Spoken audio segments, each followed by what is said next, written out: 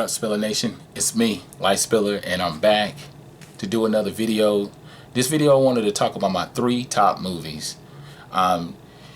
It was hard to put these movies in order, so I'm not even going to put them in any specific order, but just even to talk about the 3 top movies that basically got me locked in, and they all served a certain purpose. One of the first movies that I wanted to talk about was 8 Mile. The big thing that drew me in was his rise. I think that was the big thing that you know, besides the fact that it was Eminem and he was a rapper, I liked seeing his rise and his perseverance and being able to overcome a lot of those obstacles and persevere through a lot of dark shit in his life. I think that was the big thing that captivated me about the movie. It immediately locked me in. I was interested in his character Rabbit, you know, or B Rabbit. That I've seen this movie, God, I don't know, probably 20-30 times.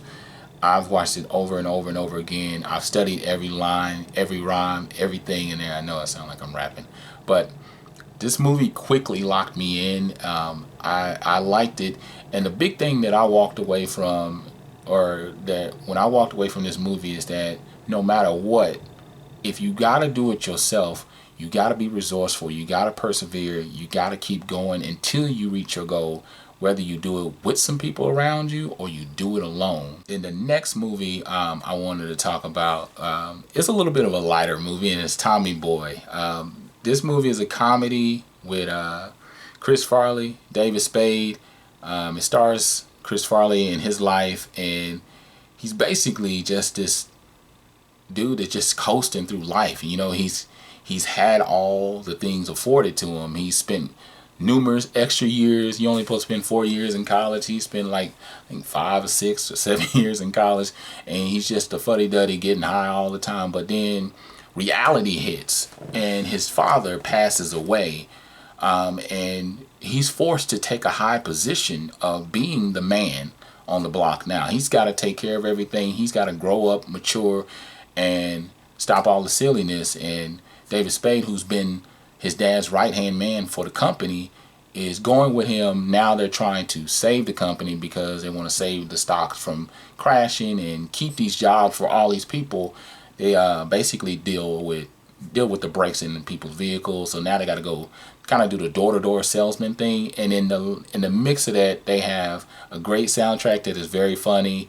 The characters' chemistry is on point. There's a lot of little things in the movie that I just found so hilarious, like the fat guy in the little coat. Oh my God, that cracks me up every time I hear that. Or whenever David Spade hits Chris Farley in the face with a 2x4, and he said, man, I don't know what it is. I don't feel any pain right here or right here, but all up in here, my face is hurting really bad. And David Spade like, I don't know what happened. But in the midst of that happening, it's like he had a moment of epiphany, and he just became this on-point salesman. So yeah, you gotta check it out. And then the last movie, I've talked about this before, and it just dealt with everything I've ever dealt with. Was physical abuse, and dealt with sexual abuse, and being in this situation. And that movie is Good Will Hunting. This movie is easily my favorite movie.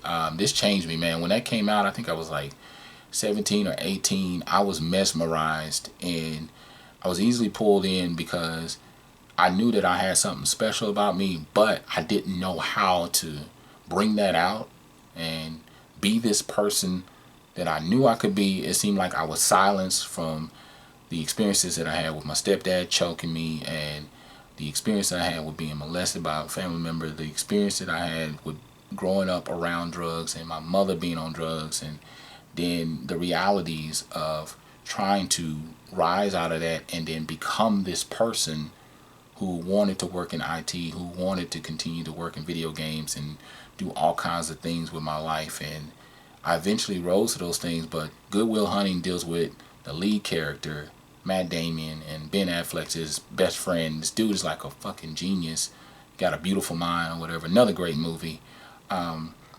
But he doesn't see his potential. Everyone around him sees it. He doesn't see it because he can't believe it, because he would, those things, just much like my self relation with the characters, that he wasn't taught to have confidence, to believe in himself, to think more of himself. His voice was silent, so his only impulse was to fight back, which is what I was. I definitely had anger issues, been through plenty of counseling, anger management, all kinds of shit. But yeah, this movie is very captivating, very mesmerizing. So when you watch it with an open mind. But other than that, those are my three top movies. I'm Light Spiller. Make sure you like, comment, subscribe.